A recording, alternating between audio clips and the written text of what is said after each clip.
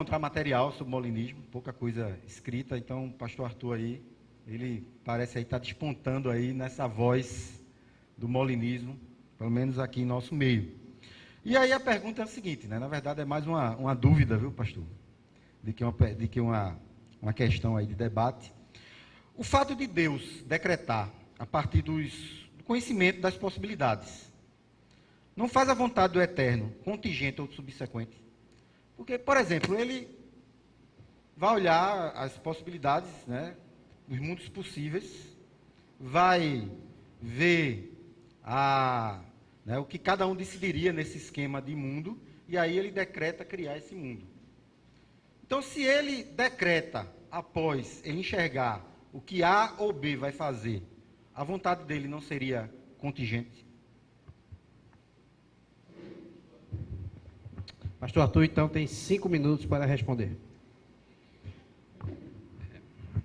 Muito boa pergunta, que é um problema que incorre, inclusive, no arminianismo. Mas a questão aí não é simplesmente a contingência, mas a necessidade da criação. Necessidade que eu falo em termos lógicos, viu, gente? Se Deus determina algo que ele simplesmente previu como aquilo que vai se adequar à sua vontade, então o que ele decide por criar não é algo que está submetido à sua vontade, ou melhor, à vontade da criatura, ao invés da sua vontade, não seria algo sujeito à vontade da criatura, e completamente diferente da vontade de Deus. Aí é que está a importância do conhecimento médio, porque Deus tem a sua vontade. Veja só, a sua vontade é que as coisas que têm de acontecer, elas prevaleçam, elas aconteçam. Por exemplo, é da vontade de Deus, foi da vontade de Deus que Jesus fosse morto. Embora Deus mesmo não o matasse, mas era da vontade de Deus que Jesus fosse morto. Da infinidade de mundos possíveis existentes, poderia haver um mundo onde Pilatos decidisse não condenar Jesus. E Jesus não iria morrer. Mas essa é a beleza do conhecimento médio, não é? Da importância de se compreender esse dispositivo lógico e teológico. É que a vontade de Deus se adequa, a vontade do homem, melhor dizendo, ela se adequa à vontade de Deus. O homem continua autônomo, nesse sentido de possuir um livre-arbítrio libertário, e ele vai fazer exatamente o que Deus determina, porque de todos os mundos possíveis, aquele que se adequa à sua vontade é o que é feito. Observe, isso exige, gente, uma abertura maior para o nível de compreensibilidade da chamada onisciência divina, viu? Porque a onisciência divina, eu entendo que ela é muito mal compreendida, assim como a onipotência e a onipresença. Certa vez eu perguntei a um aluno, a uma classe, se eles entendiam, o que é que eles entendiam por onipresença de Deus. E a resposta óbvia é: Deus está em todo lugar. Imediatamente eu disse: então eu estou pisando nele. Porque se ele está em todo lugar, está debaixo do meu pé. Aí teve uma irmã que, muito espirituosa, disse: não, pastor, ele está da canela para cima. Debaixo do seu pé ele não está, não. Está da canela, ele está para cima, né? A ideia é misturar o conceito físico, misturar o conceito. Nunca mais vou esquecer da resposta daquela irmã. Resposta acertada na concepção dela. Disse: olha, debaixo do pé está de ninguém, ele está da canela para cima. O problema é confundir o conceito físico com o metafísico, que lógico. 1 minuto. Não é que Deus está em todo lugar, ao ponto de estar dividindo partículas subatômicas, porque senão não haveria nenhuma diferença entre esse tipo de imanência e onipresença divina e o panteísmo. De fato, não vai ter nenhum tipo de diferença. Deus confundir-se-ia com a criação. A questão não é essa. A questão é como entendemos esses conceitos. E aqui, aproveito para realmente enfatizar que o conceito de onisciência divino é muito maior e mais abrangente do que o que nós pensamos. Pastor Jonas, então, tem agora 3 minutos para a sua réplica. Obrigado, pastor Arthur, pela explicação. Mas, realmente, eu tenho uma dificuldade de ver esse Deus que ele trabalha em níveis de conhecimento. Né? Deus, ele, segundo a teologia tomista, ele age de forma simples. Né? Você não tem como elevar um atributo de Deus em detrimento do outro. Né? Então, Deus, ele vai, quando ele age, há todo conhecimento, há toda bondade, todo poder, toda sabedoria, né? Porque Deus, ele é infinito.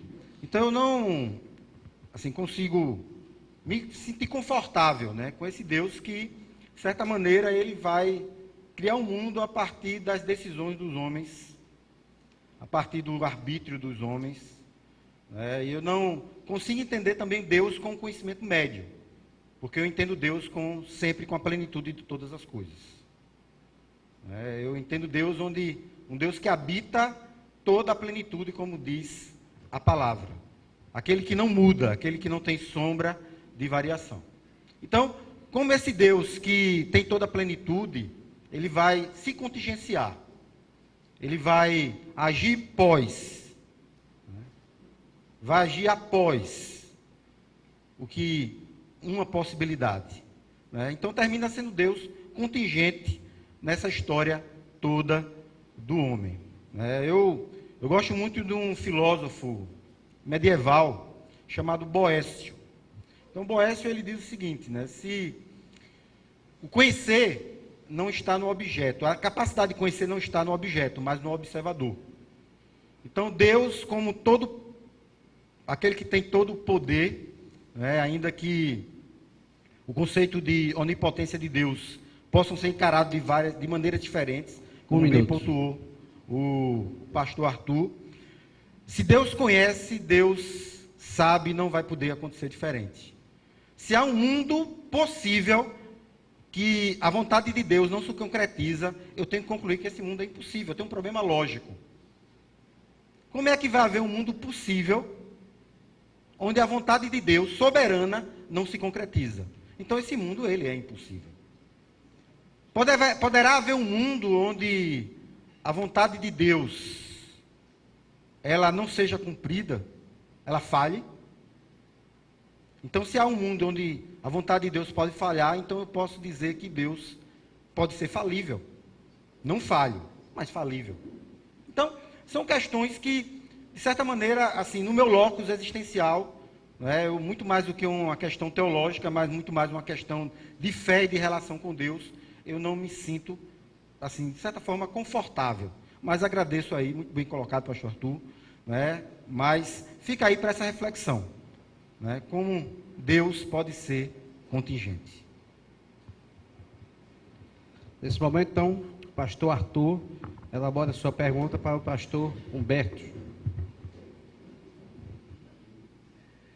Tentar elucidar durante o debate, que o termo contingência não cabe nem para a pessoa de Deus, nem para as suas ações, de forma nenhuma. É uma questão de necessidade lógica de ação, não de contingência. E Jesus diz, se tivessem sido feitos esses sinais em Sodoma, eles teriam se convertido. Abre uma possibilidade existencial real, Mas isso nós vamos falar durante o debate. A pergunta que eu queria fazer para o professor Humberto é o seguinte: como o professor Humberto interpreta, por exemplo, um texto como o de Romanos 11:32? Porque Deus encerrou todos debaixo da condenação, para com todos usar de misericórdia. Atenção àquele termo grego paz, que é todos. Porque Deus encerrou todos, entende que todos são todos os homens, debaixo da condenação, para com todos usar de misericórdia. Pastor Humberto agora tem 5 minutos para responder essa pergunta. Eu considero que os planos de Deus, veja, nós somos muito pequenos. A nossa humanidade é limitada pela nossa própria capacidade. Nós temos a capacidade de raciocinar. Nós somos muito criativos nos nossos pensamentos. Mas nós somos limitados na nossa visão, na nossa audição, na nossa locomoção. Nós precisamos de um avião para chegar em São Paulo mais rápido ou em qualquer outro lugar. Quando o avião não cai, a gente chega. Agora, nós somos limitados, não ouvimos todos os sons que alguns animais ouvem. E tratar da teologia é tratar de um assunto bastante complexo e de muitas impossibilidades por causa da nossa limitação humana. Daí eu acho que a importância do diálogo e do respeito mútuo. Aqui realmente é um debate. Eu perguntei sobre a interpretação do texto para o irmão Jonas, e aí o pastor Arthur também me perguntou sobre a interpretação do texto. Ali eu acho que, desde o momento em que Adão desobedeceu, então que como um representante federal da nação, da raça humana, então todos estão debaixo da condenação de Deus. Todos recebem a misericórdia de Deus, receberam como doação em Cristo, mas nem todos aceitam a misericórdia de Deus. Ele é misericordioso com todos. A partir do momento em que o planeta está localizado numa posição em que nós não queimamos completamente por causa do calor do Sol, nem congelamos por causa da distância do Sol. Isso, no meu entender, também é misericórdia de Deus. Então nós temos todo um organismo que funciona constantemente através de sinapses elétricas e químicas, e que a gente todo momento está com o cérebro trabalhando. Para mim, isso é misericórdia de Deus.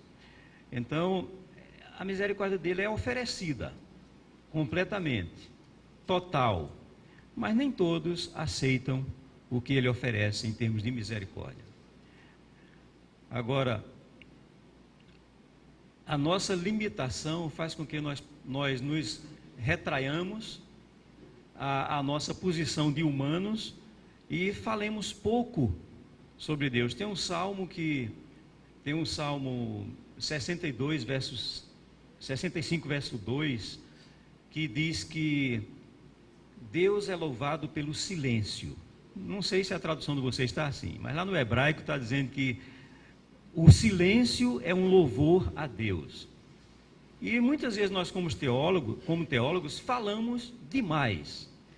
E nos desentendemos, e fazemos facções, e temos seguidores ali e acolá. Mas, na verdade, o que nós precisamos mesmo é de humildade, baixar a cabeça quando nós não entendemos. E falar nisso, eu me lembrei de uma pessoa. Falta 1 minuto? 1 minuto. Tá certo. Uma pessoa, colega do meu filho na faculdade, na universidade, começou a ler a Bíblia. Aí perguntavam muito a ele, por ser filha de professor de seminário. Então, ele dizia sempre assim para ela: olha, fala com meu pai, que ele vai tirar tuas dúvidas. Então eu disse assim, telefonei para ela outro dia e marquei o encontro. Mas pelo telefone eu disse o seguinte: olha, meu filho disse que você tem muitas dúvidas, ou tem algumas dúvidas sobre o texto bíblico. Ela disse: tenho sim. Eu digo: pois bem, a minha conversa com você e a sua conversa comigo pode ser pior, o resultado. Porque se você tem 30 dúvidas, você pode sair com 300. Porque eu tenho muitas dúvidas sobre muitos textos bíblicos, que eu não sei responder. Embora diria rapidamente assim: misericórdia Deus tem com todos, mas nem todos aceitam. Todos estão debaixo da condenação. Sim, por isso que Cristo veio. Basicamente isso. mas me recolho à minha posição de humano. Não sei todas as coisas e sobre Deus muito menos. Pastor Arthur agora tem 3 minutos para a sua réplica. Eu creio que eu não vou usar esses 3 minutos.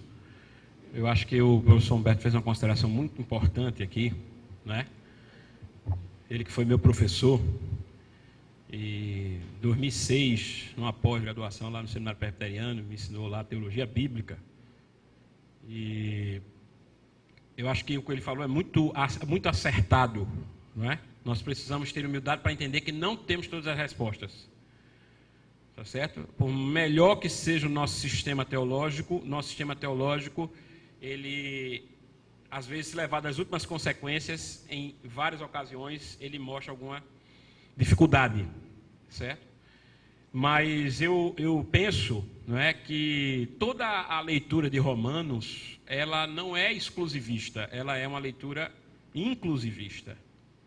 Né? Não é uma leitura excludente, é uma leitura que inclui.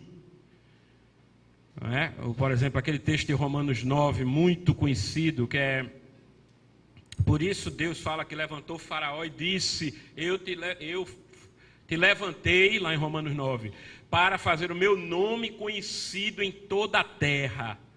Então, quando se olha aquilo ali, se olha muito o endurecimento de Faraó, e a pessoa, Deus endurecendo o coração de Faraó, mas se você olhar com um pouco mais de cuidado, você vai ver que o objetivo não é endurecer e condenar Faraó.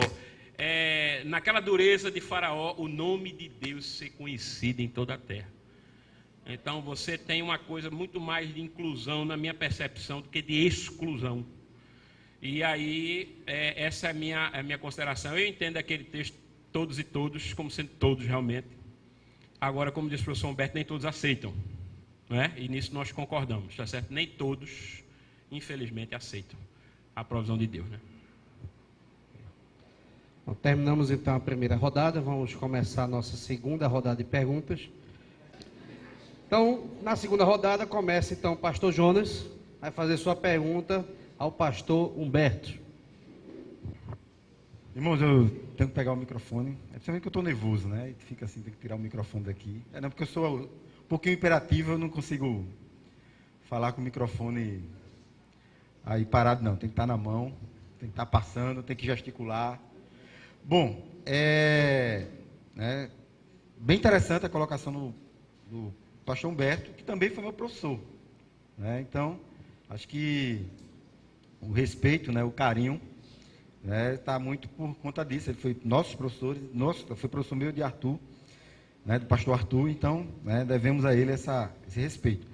Mas a pergunta que eu queria deixar é uma pergunta que é um lugar comum nesse debate, é uma questão que, se eu não fizer enquanto arminiano, enquanto defensor do arminiano, vamos dizer assim, do arminianismo, talvez alguém disse, poxa, o pastor nem perguntou isso, né?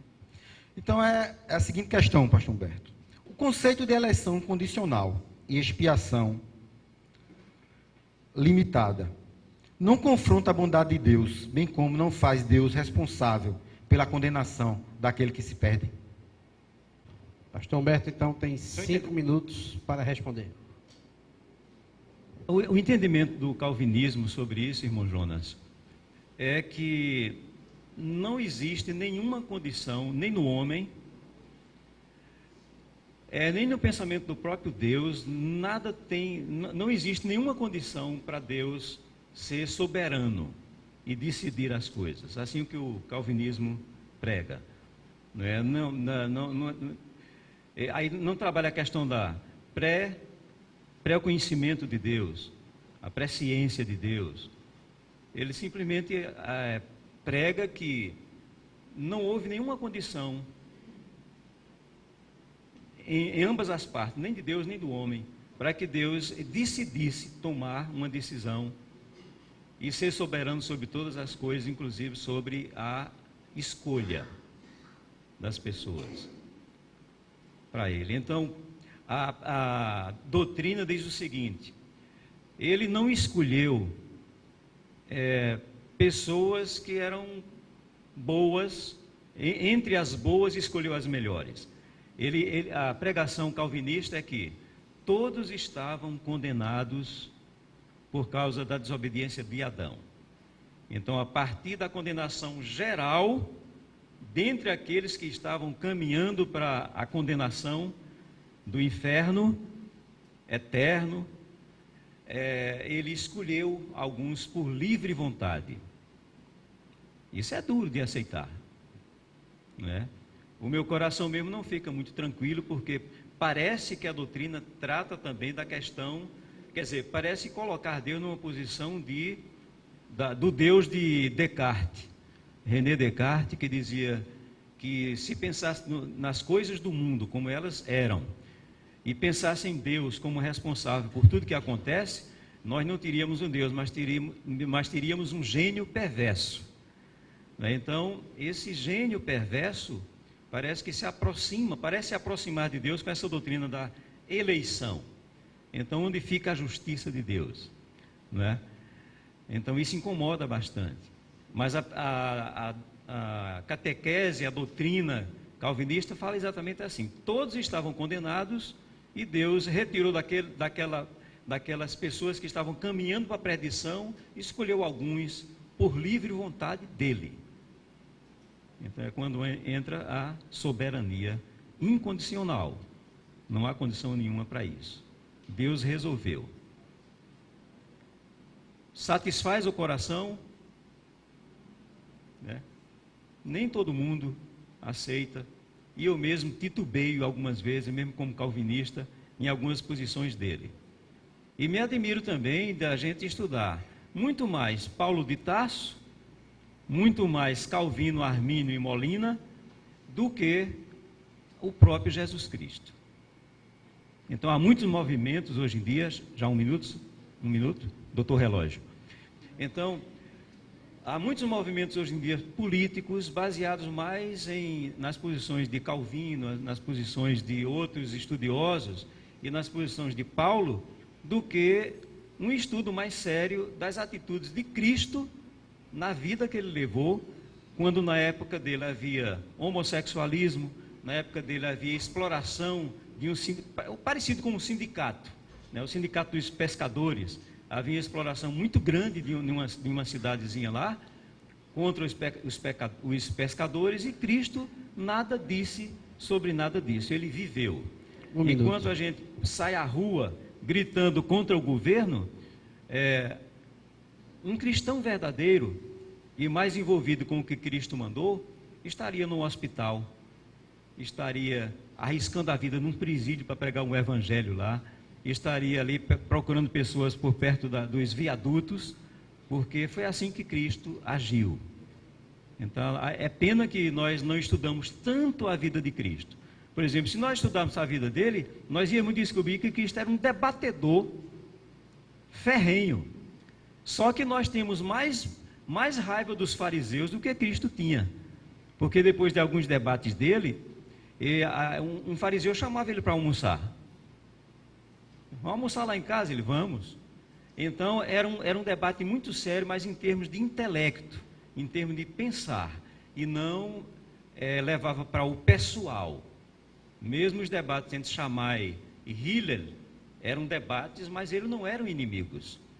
Então, algumas atitudes de Cristo precisam ser mais estudadas na igreja, nos seminários, do que explorar o pensamento e as atitudes de Paulo de Tarso, que está na Bíblia também, e de outros estudiosos. Respondi, eu ultrapassei. Pastor Jonas.